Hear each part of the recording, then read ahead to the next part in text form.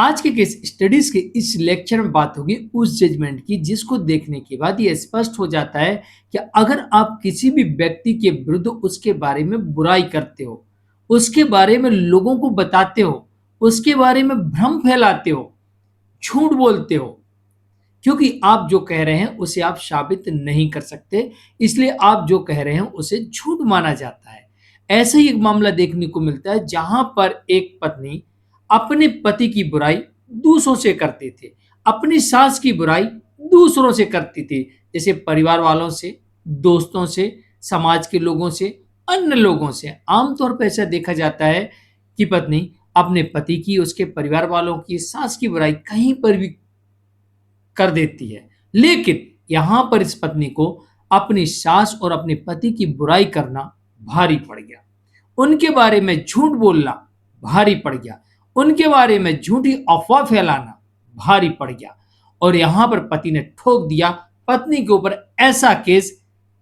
कि भविष्य में अब पत्नी शायद संभवतः किसी की बुराई करने के पहले, उसके बारे में झूठ बोलने के पहले 100 बार विचार करेगी, क्योंकि चोट यहां पर करारी पड़ी है। जय जिनेन्द्र, मुकेश जैन। वीडियो को लाइक और शेयर कर दीजिए और इस तरह के जजमेंट्स का पैकेज पाने के लिए जिसमें लगभग आपको 200 जजमेंट्स मिलते हैं, निश्चित जानकारी के लिए दिए गए नंबर पर आप हमें संपर्क कर सकते हैं। तो चलिए शुरुआत करते हैं। दरअसल यहां पर जजमेंट में यह देखने को मिलता है कि पत्नी अपने दोस्तों के साथ चैटिंग करती थी, ईमेल्स के माध्यम से, चैटिंग ईमेल के माध्यम से वो अपने पति और उसकी मां के खिलाफ तमाम चीजें बताती थी। ये लोग ऐसे हैं, ऐसा करते, वैसा करते। ये कोई नई बात नहीं है, कई जगह आपको सुनने को मिल जाएगा कि, और कई बार पत्नी खुद कहती है, हमने अपने पिता को बताया, हमने अपनी माँ को बताया, हमने अपने दोस्त को बताया कि ये मेरे साथ ऐसा ऐसा कर रहा है। तो यहां पर भी यही सब कुछ चल रहा था कि पत्नी अपने सास और अपने पति के बारे में अपने दोस्तों के साथ तमाम जानकारियां शेयर कर रही थी, उन्हें ऐसा झूठ बता रही थी कि जिसे वो कोर्ट में साबित नहीं कर पाई।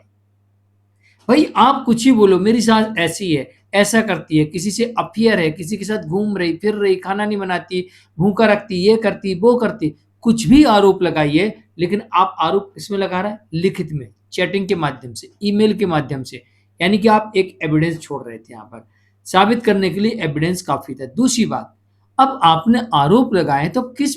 यहाँ पे आरोप लगा रहा है भाई, साबित करिए। और यहां पर पति को जब पता लगता है कि उसकी पत्नी उसके बारे में और उसकी मां के बारे में चुगली कर रही है, झूठ फैला रही है, तो पति को ऐसा सदमा लगता है और पति मानसिक तौर से बीमार हो जाता है और उसे कुछ समय बाद डॉक्टर ये कहते हैं कि इसका तो एक ऑपरेशन करना पड़ेगा,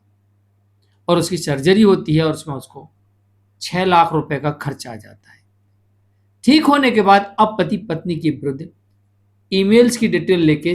चैटिंग की डिटेल लेके और कोर्ट में एक पत्नी के विरुद्ध मानहानि का केस कर देता है कि मेरी पत्नी ने मेरे बारे में, मेरी मां के बारे में गलत गलत बातें दूसरों से शेयर की हैं, हमारी चुगली की है, ऐसी चुगली की है जिससे हम मानसिक पीड़ा का सामना करना पड़ा है। पत्नी ने झूठी चुगली की है, झूठ बोला है। अब पत्नी साबित करे जो उसने चुगली की है, और इस मामले में पत्नी ने जो कहा था उसे साबित नहीं कर पाई, और इसी वजह से यहां पर कोर्ट ने माना कि पत्नी ने पति और उसकी मां के बारे में कुछ ऐसी बातें लिखी जिसकी वजह से उन्हें पता लगने पर मानसिक पीड़ा का सामना करना पड़ा, और जिसकी वजह से पति को आर्थिक नुकसान भी हुआ और जान जाते जाते भी बची। तो ऐसी स्थिति में जो कॉम्पनसेशन की डिमांड की पति ने कि मानसिक क्षतिपूर्ति और आर्थिक क्षतिपूर्ति दी जाए, और जिसमें पति ने 25 लाख रुपए कॉम्पनसेशन की डिमांड की, और कोर्ट ने यहां पर यह आदेश किया कि जो पति को क्षति हुई है आर्थिक तौर से, मानसिक तौर से, इस क्षति की भरपाई के लिए पत्नी 15 लाख रुपए कॉम्पनसेशन पति को देगी,